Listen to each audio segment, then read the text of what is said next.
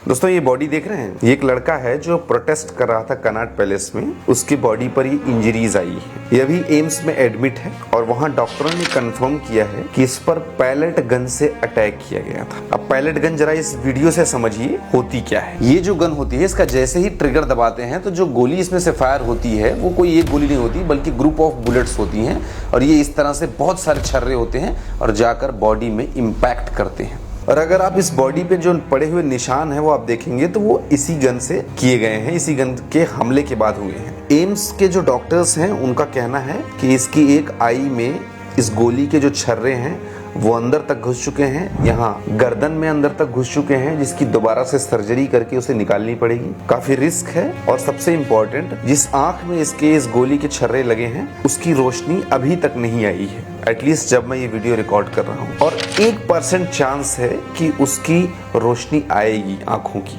जिस स्कूल में मैं पढ़ता था उसकी दीवारों पर एक लाइन लिखी थी, उस पर लिखा था कि बच्चे इस राष्ट्र की आंखें होती हैं और शिक्षा इन आंखों की रोशनी। शिक्षा तो मिली नहीं, जब उसे लेने के लिए गए, अपने अधिकारों के लिए गए तो आंखों की रोशनी भी छीन ली गई। ये जो गन यूज हुई है दोस्तों, यूजुअली ये गन जम्मू कश्मीर में किसी भागते हुए आतंकवादी के ऊपर यूज किया जाता है ताकि उसे घायल किया जा सके, उसे जिंदा पकड़ा जा सके। जब मूवमेंट बहुत ज्यादा होता है, हमें पता नहीं निशाना किधर लगाना है, तो इसको फायर कर देते हैं और लग जाती है गन। इस लड़के ने बताया कि वहां पर कोई ऐसी स्थिति भी नहीं थी भगदड़ की या कुछ ऐसी स्थिति आ गई हो कि जिस जवान ने उन पर फायर किया उसकी जान पे ही आफत बनाई हो। कुछ भी नहीं था, बिल्कुल शांति से जा रहा था प्रोटेस्ट। और जानबूझकर उसने इस बच्चे की तरफ, 19 साल एज है इस बच्चे की, इसकी तरफ गन किया और फायर कर दिया।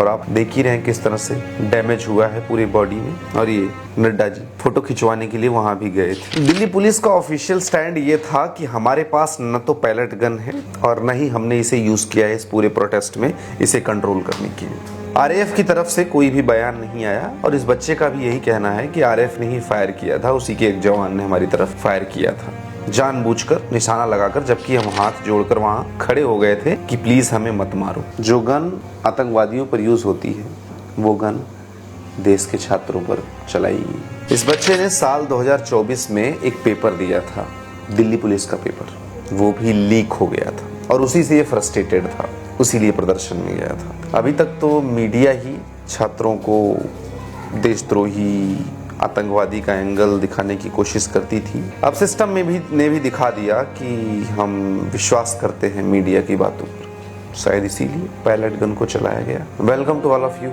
इन a dark phase of democracy.